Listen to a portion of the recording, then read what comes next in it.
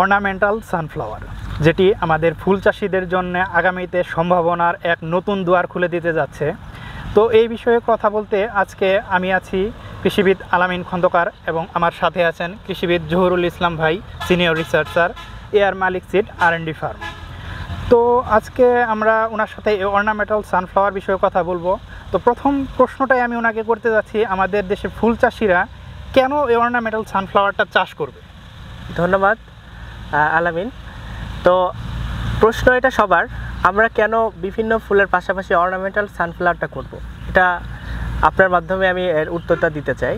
সেটা হচ্ছে ornamental sunflower এটা সারা দেশব্যাপী চাষ উপযোগী একটা ফুল। আমরা জানি সাধারণত বাংলাদেশের খুব অল্প কয়েকটি জায়গায় গুচ্ছাকারে ফুল চাষ করা হয়, যেমন যশোর অঞ্চলে কিছু চাষ করা হয়, সাভার অঞ্চলে কিছু চাষ করা হয়। এছাড়াও বাংলাদেশের দেখা যাচ্ছে খুব অল্প কয়েকটা জায়গায় ফুল চাষ করা হয়ে থাকে। এর মূল কারণ হচ্ছে ফুল চাষের জন্য উপযোগী আবহাওয়া এবং মাটি। আর আমরা জানি এই অর্নামেন্টাল সানফ্লাওয়ার এটা বাংলাদেশের যে মাটি এবং বাংলাদেশের যে আবহাওয়া এর সাথে পুরোপুরি খাপ খেয়ে যেতে পারে। অর্থাৎ আমি যদি এটা চিন্তা করি যে উত্তরবঙ্গে এটা চাষ উপযোগী কিনা, আমি বলবো হ্যাঁ, এটা উত্তরবঙ্গে চাষ উপযোগী। আবার এটা স্বল্প লবণাক্ত মাটিতেও এটা চাষ উপযোগী, এটা একটা কারণ। দ্বিতীয় কারণ হিসেবে আমি বলতে চাই যে আমরা জানি মাটিতে অনেক ধরনের ভারী ধাতু অর্থাৎ হেভি মেটাল থাকে। গবেষণা দেখা যাচ্ছে যে এই অর্নামেন্টাল সানফ্লাওয়ার মাটি থেকে কিছু হেভি মেটাল অর্থাৎ ভারী ধাতু সে আপটেক করে, যার কারণে মাটিটাও কিছু বিশুদ্ধ হয়ে যাচ্ছে। এটারও একটা কারণ হতে পারে। আর আরেকটা কারণ হিসেবে বলবো যেটা সারা বছর ব্যাপী চাষ উপযোগী। ধন্যবাদ জহুরুল ভাই, অনেক গুরুত্বপূর্ণ কথা বলেছেন আমাদেরকে অর্নামেন্টাল সানফ্লাওয়ার সম্পর্কে। তো এখন আমার আপনার কাছে আরেকটা বিষয় জানার খুব ইচ্ছা যে এই সানফ্লাওয়ারটা আমরা আসলে এখন তো বর্ষাকাল, দেখা যাচ্ছে চারপাশে অনেক পানি জমে আছে, এখন বৃষ্টি হচ্ছে প্রতিনিয়ত। তো এখন এই সিজনে প্রকৃতিতে কিন্তু আমাদের এই সময়ে ফুলের সংখ্যা অনেক কম। তো এই সময়ে কি আমরা অর্নামেন্টাল সানফ্লাওয়ারটা চাষ করতে পারি? ধন্যবাদ, খুবই গুরুত্বপূর্ণ একটা প্রশ্ন যেটা ফুল চাষিরা করে থাকেন, যে আমরা তো এই সময়ে বেশি একটা ফুল করতে পারি না। তো এই সময়কে আসলে অর্নামেন্টাল সানফ্লাওয়ার করতে পারবো? আমি বলবো হ্যাঁ, করতে পারবো।